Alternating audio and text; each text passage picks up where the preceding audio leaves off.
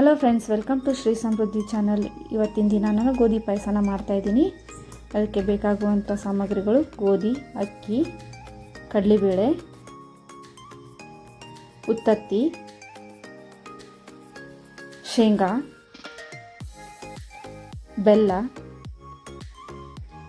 ಗೋಡಂಬಿ, ಏಲಕ್ಕಿ. ಒಂದು ಕುಕ್ಕರ್ ಪಾತ್ರೆನ ತಗೊಂಡಿದ್ದೀನಿ. ಅದಕ್ಕೆ ನಾನು 2 ಚರಿಗೆಯಷ್ಟು ನೀರನ್ನು ಹಾಕೋತಾ ಇದ್ದೀನಿ.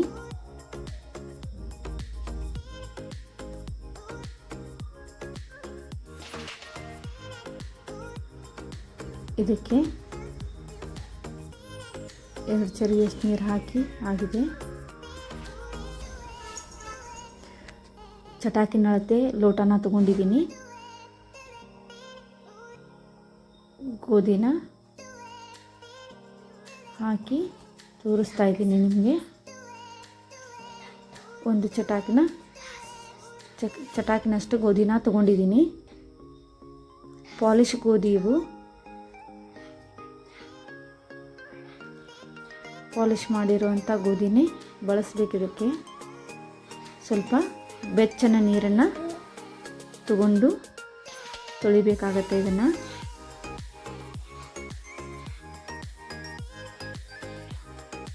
ಸ್ವಲ್ಪ ಬೆಚ್ಚನ ನೀರಿಂದ ತೊಳೆದು ರಾತ್ರಿನ ಇದನ್ನು ನೆನೆ ಹಾಕಬೇಕು.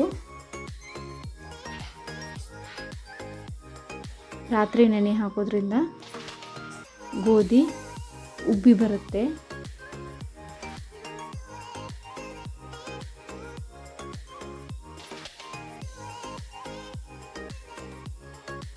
ಗೋಧಿ ಕಾಳನ್ನು ನೋಡಿ ನೀವು ಯಾವ ರೀತಿಯಾಗಿ ಉಬ್ಬಿ ಬಂದಿದೆ ಅಂತ ತೋರಿಸ್ತಾ ಇದ್ದೀನಿ.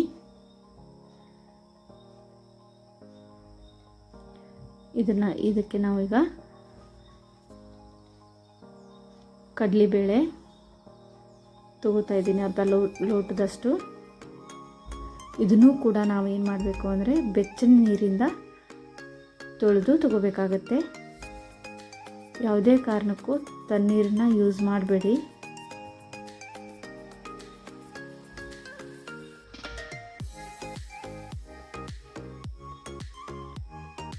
ಜೊತೆಗೆ ಸ್ವಲ್ಪ ಅಕ್ಕಿನ ನಾನು ಆ್ಯಡ್ ಮಾಡ್ತಾ ಇದ್ದೀನಿ. ಯಾವುದಾದ್ರೂ ಅಕ್ಕಿನ ತಗೋಬಹುದು. ನಾನಿಲ್ಲಿ ರೇಷನ್ ಅಕ್ಕಿನ ತಗೊಂಡಿದ್ದೀನಿ. ಇದನ್ನು ಕೂಡ ನಾವು ಚೆನ್ನಾಗಿ ತೊಳೆದು ತಗೋಬೇಕಾಗತ್ತೆ.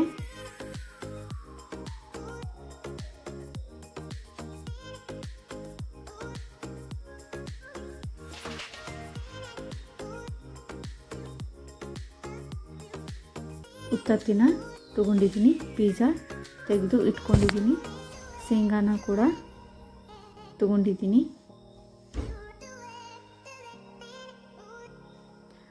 ಉತ್ತತ್ತಿನ ಚಿಕ್ಕದಾಗಿ ಪೀಸ್ ಮಾಡಿ ಹಾಕ್ಬೋದು, ಅಥವಾ ಹೀಗೇನೂ ಹಾಕಿದ್ರೂ ನಡೆಯುತ್ತೆ. ಶೇಂಗಾನ ತಗೊಂಡು 5 ನಿಮಿಷ ನೆನೆ ಹಾಕಿದ್ದೆ ನಾನು. ಅಂದರೆ ಸಿಪ್ಪೆ ಕಲರ್ ಹೋಗುತ್ತೆ ಅನ್ನೋ ಸಲುವಾಗಿ 5 ನಿಮಿಷ ನೆನೆ ಹಾಕಿದ್ದೆ. ಇದನ್ನು ಕೂಡ ನಾನು ನೀರು ತೆಗೆದು ಅದಕ್ಕೆ ಹಾಕ್ತಾ ಇದ್ದೀನಿ.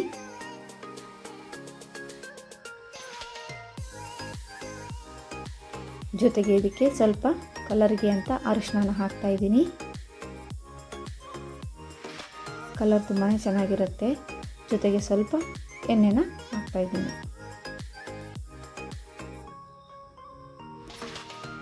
ಈಗ ಕುಕ್ಕರ್ ಬಾಯಿನ ಹಾಕಿ ವಿಜಲ್ ಹೊಡೆಯೋದಕ್ಕೆ ಬಿಡಬೇಕು.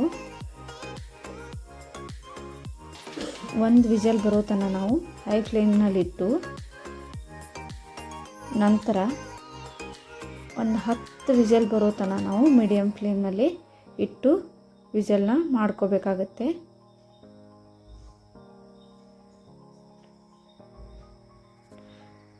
ಅವು ಕಾಳೆಲ್ಲ ನೀರು ಹೀರ್ಕೊಂಡು ಚೆನ್ನಾಗಿ ಕುದ್ದು ಬಂದಿದೆ ಎಲ್ಲ.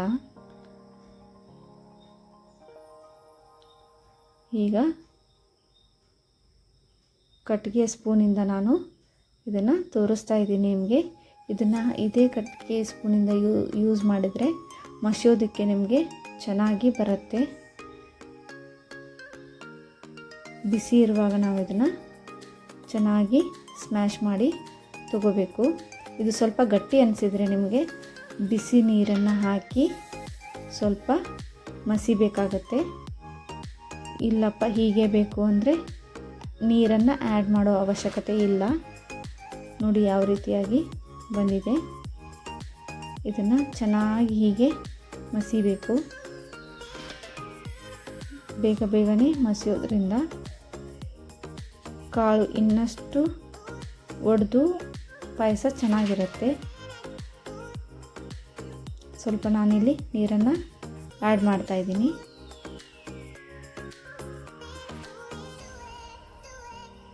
ಈಗ ಸ್ವಲ್ಪ ಮಸಿದ್ರೆ ಸಾಕು.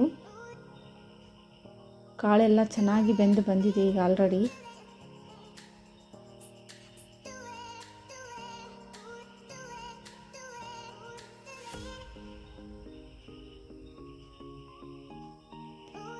ಯಾವ ರೀತಿಯಾಗಿ ಕುದ್ದಿದೆ ಅಂತ ನೋಡಿದರೆ ಗೊತ್ತಾಗುತ್ತೆ. ಇದನ್ನು ಮುಚ್ಚಿಡೋಣ.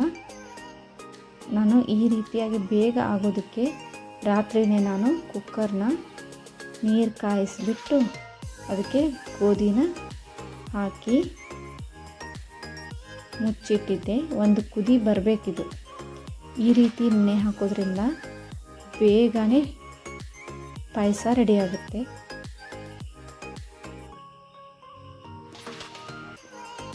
ಬಿಸಿ ನೀರಲ್ಲೇ ಹಾಕ್ಬೋದು ಅಥವಾ ಹೀಗೆ ಒಂದು ಕುದಿ ಬರೋ ತನಕ ನಾವು ಇದನ್ನು ಕುದಿಸ್ಕೊಂಡ್ಬಿಟ್ಟು ರಾತ್ರಿನೇ ನಾವು ಕುಕ್ಕರ್ ಬಾಯಿನ ಹಾಕಿಟ್ಟು ಬೆಳಗ್ಗೆ ಬೇಗನೆ ಹುಗ್ಗಿ ಮಾಡ್ಬೋದು. ಈಗ ಬಾಯಿ ಹಾಕಿ ರಾತ್ರಿನೇ ಇಡ್ತಾ ಇದ್ದೀನಿ. ಬೆಳಗ್ಗೆ ಎದ್ದು ನೋಡಿ ಕಾಳು ಉಬ್ಬಿ ಬಂದಿರುತ್ತೆ. ಜೊತೆಗೆ ಈಗ ಒಂದು ಸೈಡ್ ನಾನು ಬೆಲ್ಲನ ಒಡೆದು ಪುಡಿನ ತೊಗೊಂಡಿದ್ದೀನಿ. ಇದಕ್ಕೆ ಸ್ವಲ್ಪ ನಾನು ನೀರನ್ನು ಆ್ಯಡ್ ಮಾಡ್ತಾಯಿದ್ದೀನಿ. ಬೆಲ್ಲ ಕರಗಿಸ್ಕೊಂಡು ಹಾಕಿದರೆ ಇನ್ನೂ ಬೇಗ ಆಗುತ್ತೆ. ಹೀಗೇನೂ ಹಾಕ್ಬೋದು. ಸ್ವಲ್ಪ ಬೆಲ್ಲ ಕರಗೋತನ ನಿಧಾನಕ್ಕೆ ಆಗುತ್ತೆ. ಈ ರೀತಿ ಮಾಡೋದ್ರಿಂದ ಪಾಯಸ ಬೇಗನೆ ಆಗುತ್ತೆ.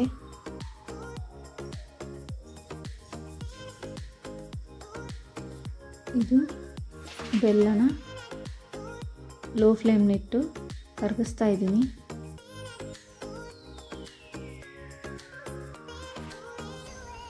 ಈ ರೀತಿಯಾಗಿ ಮೇಲೆ ಕೆಳಗೆ ಮಾಡಿ ಬೆಲ್ಲ ಕರಗೋ ಹಾಗೆ ಸ್ವಲ್ಪ ಲೋ ಫ್ಲೇಮ್ನಲ್ಲಿಟ್ಟು ಬೆಲ್ಲನ ಕರಗಿಸ್ಕೊಂಡಿದ್ದೀನಿ.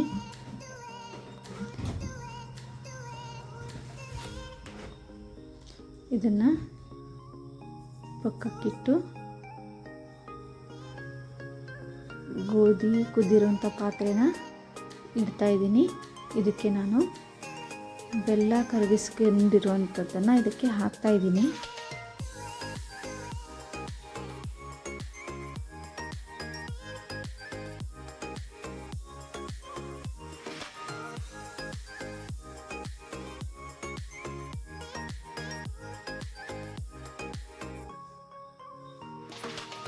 ಇದಕ್ಕೆ ನಾನು 1 kg ಅಷ್ಟು ಬೆಲ್ಲನ ತೊಗೊಂಡಿದ್ದೀನಿ. ಸ್ವೀಟ್ ಯಾವ ರೀತಿ ನಮ್ಮ ಮನೆಗಳಲ್ಲಿ ಲೈಕ್ ಆಗುತ್ತೋ ಆ ರೀತಿ ಹಾಕೋಬೋದು. ನಾನು ಇದಕ್ಕೆ 1 kg ಅಷ್ಟು ಬೆಲ್ಲನ ಬಳಸಿದ್ದೀನಿ. ಕಡಿಮೆ ಬೇಕಂದವರು ಕಡಿಮೆನ ಯೂಸ್ ಮಾಡಿ.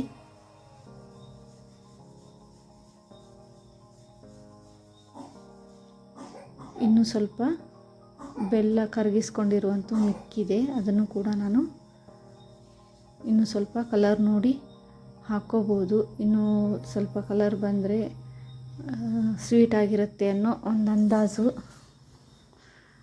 ನೋಡಿ ಈ ರೀತಿಯಾಗಿ ಎಲ್ಲನೂ ನಾನು ಹಾಕ್ಕೊಂಡಿದ್ದೀನಿ. ಇವಾಗ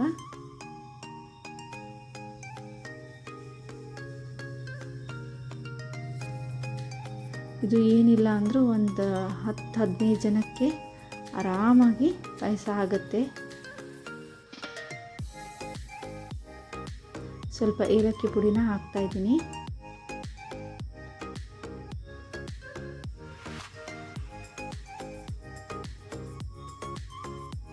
ಜೊತೆಗೆ ಸ್ವಲ್ಪ ಗೋಡಂಬಿನ ತೊಗೊಂಡಿದ್ದೀನಿ.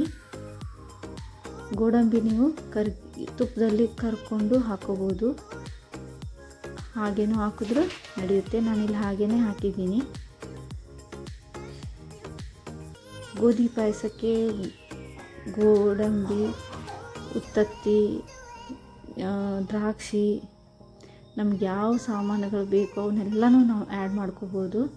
ನಾನಿಲ್ಲಿ ಗೋಡಂಬಿನ ಹಾಕಿದ್ದೀನಿ. ಇದು ಪಾಯಸ ಕುದೀತಾ ಇದೆ. ಕುದೀತಾ ಇದ್ದ ಹಾಗೇ ಸ್ವಲ್ಪ ನೀರಿನ ಅಂಶ ಜಾಸ್ತಿ ಕಾಣ್ತಾ ಇದೆ ನಮಗೆ. ಸ್ವಲ್ಪ ಆರಿದ ನಂತರ ಮೀಡಿಯಮ್ ಆಗೇ ಇರುತ್ತೆ.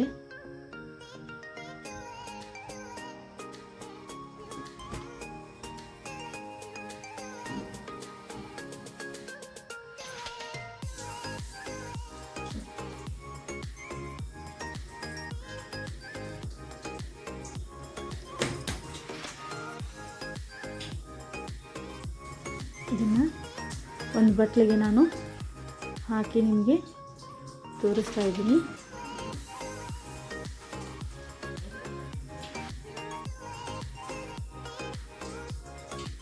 ಈ ವಿಡಿಯೋ ಇಷ್ಟ ಆದಲ್ಲಿ ಲೈಕ್ ಮಾಡಿ, ಶೇರ್ ಮಾಡಿ, ಸಬ್ಸ್ಕ್ರೈಬ್ ಮಾಡಿ.